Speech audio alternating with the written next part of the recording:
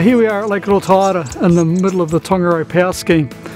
The scheme was conceived in the 1950s and then built in 4 stages between the mid-1960s and the mid-1980s.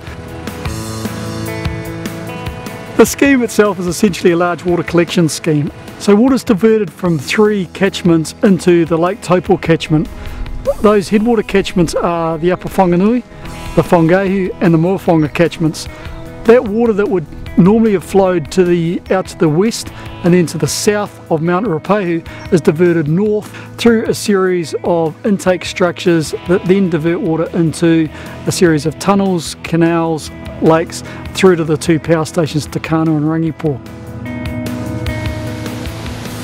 That water is not only used through the Tukua and the Rangipo power stations, but then also 8 further stations down the Waikato, and then also for cooling water at the Huntly power station.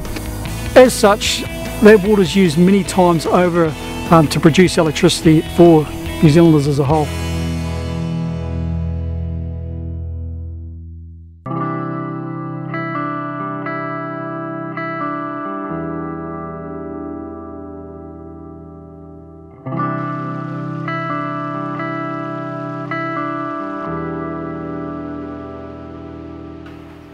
She's crying and there's lots of tears. The tears are flowing. Tears were flowing into creeks. Creeks opened up into rivers. The river which opened up an ocean. The poetry of the language is a reflection of the poetry of the land.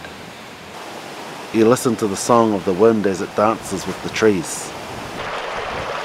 You listen to the song of the rivers as they massage the rocks and the banks.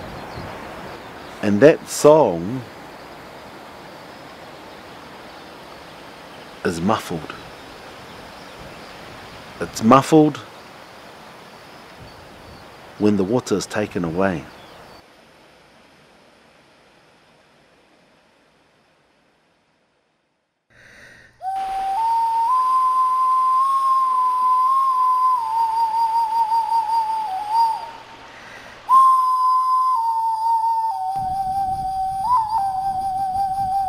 Ko Ruapehu te maunga, ko Whangaehu te awa, ko Ngāti Rangi te iwi.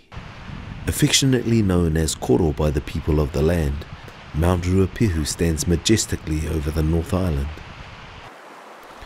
Water cascades down his slopes, providing the essence of life for all living things.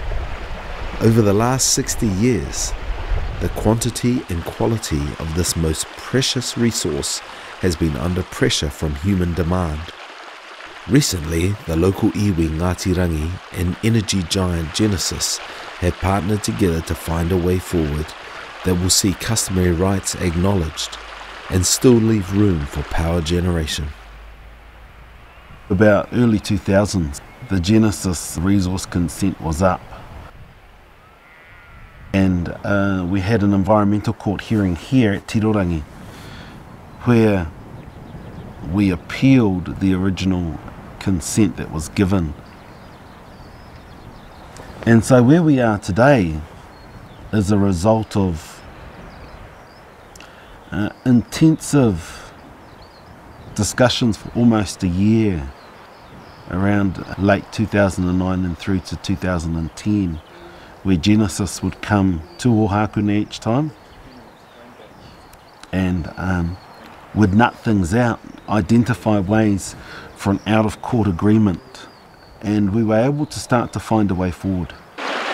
Not that many years ago, it seemed like we were in legal battles in an environment court situation where now we've been able to step beyond that and actually work constructively together, and it's almost hand in hand in terms of understanding what the opportunity is that exists within these rivers, and that's both in terms of Genesis getting a much better understanding from Ngāti Rangi about the culture and the history, the significance of these waterways, but equally for Ngāti Rangi to understand what that means for Genesis Energy in terms of how much worse water means from an electricity generation perspective as well. So great opportunity to learn and grow. The Wāhianoa Aqueduct diverts 26 tributaries of the Whangaehu River into the Moawhanga Dam. This affects the mauri and ecosystem of the waterways. 4 of these tributaries, the Tokiauru, the Wāhianoa, the Makahi katoa, and the Tomowai, are particularly significant to Ngāti Rangi. These waterways have been dry for up to 6 kilometres below the aqueducts. The Tokiauru River has become the focus for the groundbreaking partnership that sees Ngāti Rangi and Genesis working together, firstly to establish connecting flows, which ensures the mana and unbroken flow of water from the maunga to the sea. An agreed flow will be determined through intensive research and encompasses cultural needs and the ecological needs of the river, while still providing water to the Tongariro power scheme.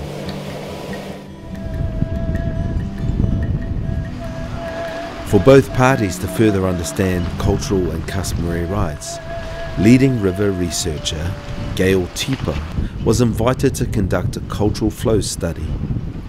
The study will help to illustrate Ngāti Rangi's dreams and aspirations for all of the rivers in their rohe. The first stage for Gail was to interview kaumātua about the history and significant sites along the river and what species were traditionally gathered by Ngāti Rangi. That's a huge concern, because if you're losing your surface waters and you're losing your groundwaters, you're being hit twice. Gail is here to talk with us and find out what our thoughts are and our movements towards the river flows, or the river that's not flowing at the moment. Yes. And it's going to add substantially to the flow that you pass on to your whānau further downstream. So it's important that the water that leaves our rohe is in the very best state we can keep it in. Yes. You know, we sustained our health through using through bathing in the Waitaki and the Tokiauru, because we believed that it was pure rongoa. Korova, now we most probably would have picked up a bucket of crayfish. Now you're going quarter of a mile to get a bucket of crayfish. The real test came when Genesis released 4 different amounts of the diverted water down its true course. Gail designed a questionnaire for Ngāti Rangi Uri to assess the different flows in the field and gather valuable information. This information would be passed on to other members of the iwi. Since the Tongariro power scheme was commissioned, this riverbed's been dry, and so we're here during this period to work through a project to determine a restorative flow or an agreed flow that will be released and returned to the river. My role is to say, this is what your assessments are saying, but at the end of the day, they do the final interpretation of this is what our position is going to be when we go into discussions with Genesis.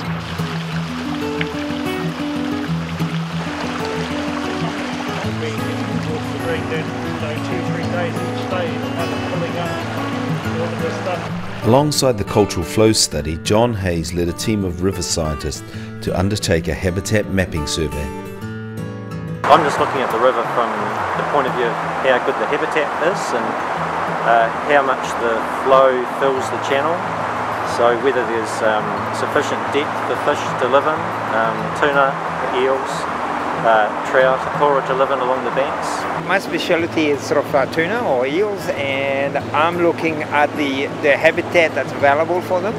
We're well inland, so don't expect very many tuna to get here, but if they are here, we need to have a look at what there is and compare the habitat prior to the water being taken away and they're at full flow. It's really wonderful to actually be here and hear the water and her voice in the background singing to us. But for some of the uncles and aunties, that's their first time here, and sitting here it still looks as though it's not enough. The important thing of having our rangatahi involved and our mokopunas involved is that we can ensure that our values, and our river's values, and that mauri, that mana, that manu motuhake is secure for the future.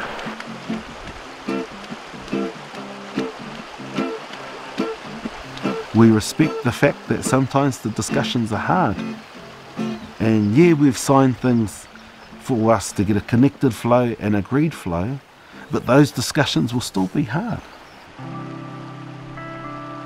Things like river flows at a local catchment compared to balancing that off versus electricity for national generation is a difficult issue, and that's why this issue hasn't been resolved within the last 20 years. But we've got a really good solid framework under which we're now working and looking to the future in terms of what those solutions will be. They won't come easy, but we're committed to working through this with Ngāti Rangi to reach a positive outcome. It's our home, it's our well-being, it's our life, it's our children, it's our mokopunas coming today, tomorrow, next generation, and as we hope to be vibrant in the next 1,000 years.